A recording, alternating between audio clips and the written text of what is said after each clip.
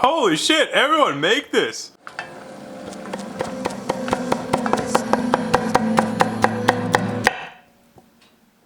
Hi, I'm Phil. Welcome to Pretty Good Cooking. Cue the jingle! Pretty good cooking is what you see. Pretty good cooking is for you and me. Pretty good cooking, there's no deceit. Pretty good cooking is PGC, yeah. Tonight, I'm gonna teach you how to make chorizo stuffed squash. And you might ask, what kind of squash? Actually, here's a picture of it. That's the completed product. The fact of the matter is I don't know what kind of squash, but you could use acorn squash for this recipe. Here, let me show you my squash babies. I grew them myself. There are 4 of them.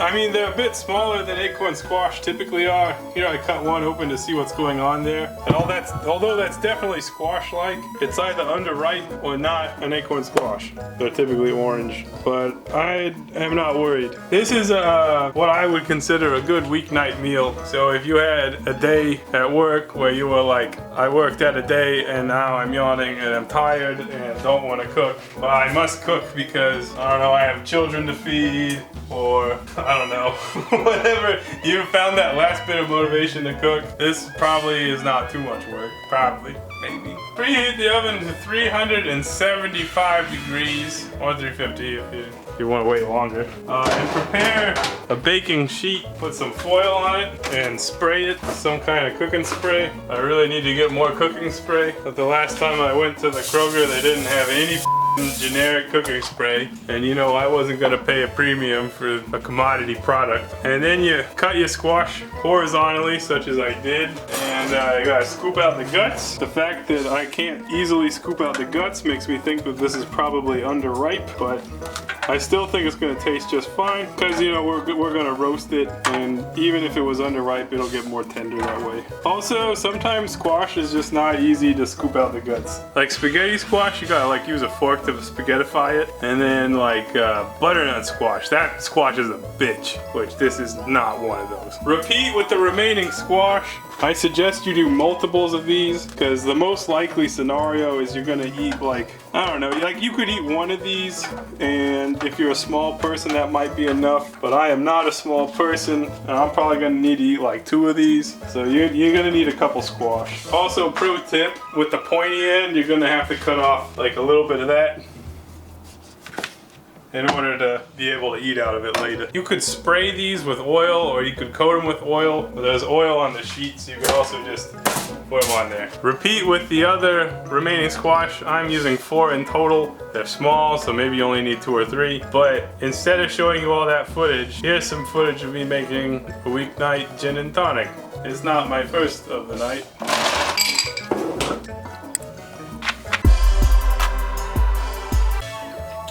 I'm gonna get the rest of the squash prepped up, and then we'll show you me putting them in the oven. Also, we should show you where I grew them, so we'll show you that in a minute. In addition to the squash, I'm gonna roast a tomato and an onion, maybe some other things, I don't know. If someone was like watching you cook and they were like, can you prove that you're good at cooking? Just be like, oh yeah, I am, look at this. This nice tomato placement. Wow, that's so nice. And then you get your onion, and you're like, oh man, a whole nother color from the rainbow. That's how you know it's good. Nobody really knows what's good for you or bad for you, because everyone's body chemistry is different. And like, you know, like sometimes eggs are good for you, sometimes they're not, you know, that kind of shit. It's become so complicated that like, you know, like health organizations and shit are like trying to dumb it down for us, you know, normal people. So now they're just like, just eat something with some color. They're like, if it's not brown, it's probably good for you. But look what we got. We got green, red, purple. Oh man, we must be healthy as now. I can feel the health soaring through my veins. Ah, yeah! Alright, so let's get those in the oven. Maybe give them a drizzle of oil. This is canola, but you could use olive oil or whatever. Is oil good for you or bad for you? I don't know. Nobody knows. What world we live in. What a dumb drizzle. This is terrible. I don't even know why I did it. The color, yeah. The color yellow. Pale, maybe urine-like yellow. All right, we're gonna have that shit in there roughly 45 minutes, I wanna say. But I don't really know because the squash are small, so it might not take that long. So I'll set it at 30 so we can check on it. While the squash is in the oven, I wanna show you where I grew it. This is my squash plant. It started out as a $2 pack of plants from Menards, and it kind of went crazy, and we did a real bad job planting on spacing. But I can show you what it looks like when it's still growing, because I got another one here. There's a squash baby right there. Looks nice. So yeah, that's where I grew them. It's kind of looking shitty now, but it did look really good until today. While the squash and stuff is in the oven, you can make the inside stuffing in a little bit. So we'll do that in a short time, but not this time because it's not the right time. At 30 minutes I checked it and things weren't looking too good, so I turned the heat up a little bit to 400 degrees in the hopes that it would cook faster, and cooked it an additional 15 minutes. As you will see as I pull these out, the squash looked pretty good. The tomatoes and onions look just okay, but there's no real big deal there. You can see the squash are pretty tender. You can kind of poke them, you can pierce them if you want. We will flip them, but first I want to get this tomato and onion stuff over here into a blender. We're going to use them to make a sauce. Oh, f*** you, tomato. These onions look pretty good. Alright, and we'll flip our squash. I didn't make the filling while these were cooking, as you might notice. I'll cook that now. Those look a lot better now that they're cooked. Definitely resemble a squash IRL, which is, you know, encouraging. Alright, over here we've got our sauce. I just picked some cilantro and oregano from my garden. Just a fuckload of it, as you can see. Give it a wash. Just shove the whole thing in there. What could go wrong? Some lime juice. Probably add some garlic too. You could probably roast garlic if you wanted to. I guess that slipped my mind. The garlic, and we'll give this a whirl.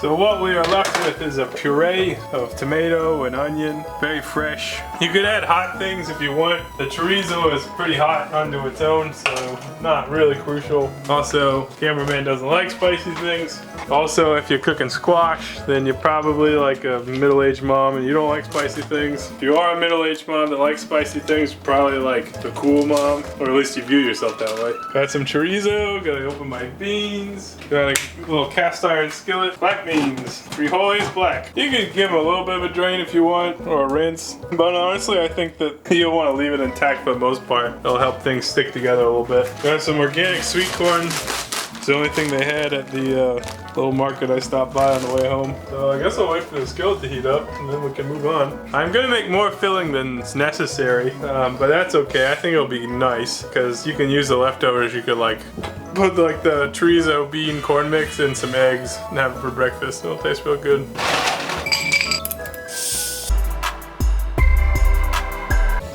I put a little oil in this pan. Pretty crazy step. Hold on to your butt, or if you got two butts, hold on to both of them. This is just plain bulk chorizo. I'm gonna get that cooking.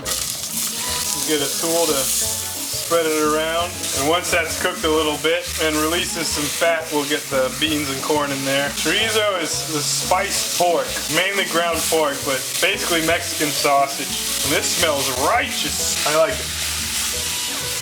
Chorizo's partway done. It's time to add some corn. It's got water on it, so it'll probably steam up a little bit, but that's alright. That's probably like a half cup of corn, maybe a cup. And I'm gonna add the whole can of beans, because what the else are you gonna do with beans if you don't use the whole can? So if you do a simple volume calculation on the amount of holes in the squash versus filling, you'll see it's too much. But this is a nice versatile mix that like you won't be sad to have extra of it. You'll be happy. As far as your capability of happiness extends, it's not the same for everybody. So cook that down and give it a big splash of cumin. A splash with spices is to like do that. That's a lot. It's good. Cumin's good. Imagine you're like in the rain and then there's bats and then it's a bat storm of cumin. Okay, I'm gonna pour my fresh sauce into some container that I can easily scoop out of. I also might not use the whole thing, so Tupperware is good. And our chorizo mix is done. We're happy about that. So let's assemble our squashes. Should remove it from heat if you got the space, but I don't. Okay, scoop up some filling. Fill to roughly the brim of your squash. Don't overfill it because there's still other things to put on it. So there's our squash babies. We're gonna take some of that fresh sauce that we made and we're gonna give a spoonful over each. This is for flavor. I added a little salt to this. You may or may not need to do that because chorizo is kind of salty to begin with. And then last but certainly not least, we'll top these with cheese. Here I have Monterey Jack cheese, which is a white cheese typically used in Mexicano cuisiniano. So give a nice, healthy, lot of cheese. Now with passion.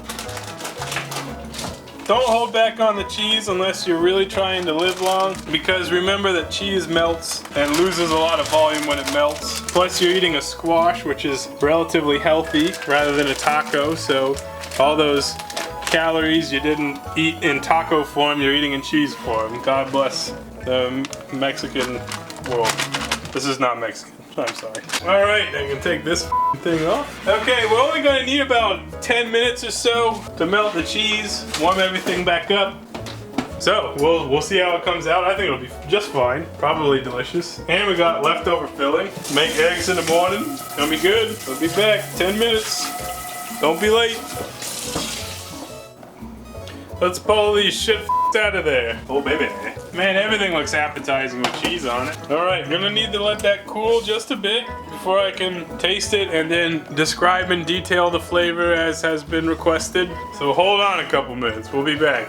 But don't they look nice? Yes. Let's try her out. Nice squish. I'm gonna put hot sauce on that thing for sure. Let's dig in to the side, get some of that squash goodness, some bean goodness. That is legit delicious. Like, squash and all. Holy shit, everyone make this. The squash actually blends into the flavor quite well. It really just tastes like a delicious taco that you made into a squash. Like, if our scientists, if Trump could like reallocate the budget so that our scientists just engineered squashes to just grow this way, and when you crack them open, you just add molten cheese and chorizo inside, then he'd be the best president ever. I mean, it's probably not gonna happen, but like, yeah, right, you congressman or woman, you know, we spend a lot of money on cancer research, but not as much on chorizo squash research. Squash really doesn't taste like anything. It's kind of just like flavored by the rest of it. This definitely could use some hot sauce, but man, that's great. Here I got Valentina, salsa picante. Put some shit in there. It's real tender, real nice. Even better, holy f***. It's cheesy, it's squashy, it's good, I'm happy. It tastes way better than I expected. You should make it. You'll look like a Midwestern kitchen queen king dream. That's how you do it. Man, that's f***ing good. Like I always say, under promise and under deliver. Well, I don't know what we did, but it's good. You should make it. And on that note, I bid you adieu. So long, Frenchies and Danksicans.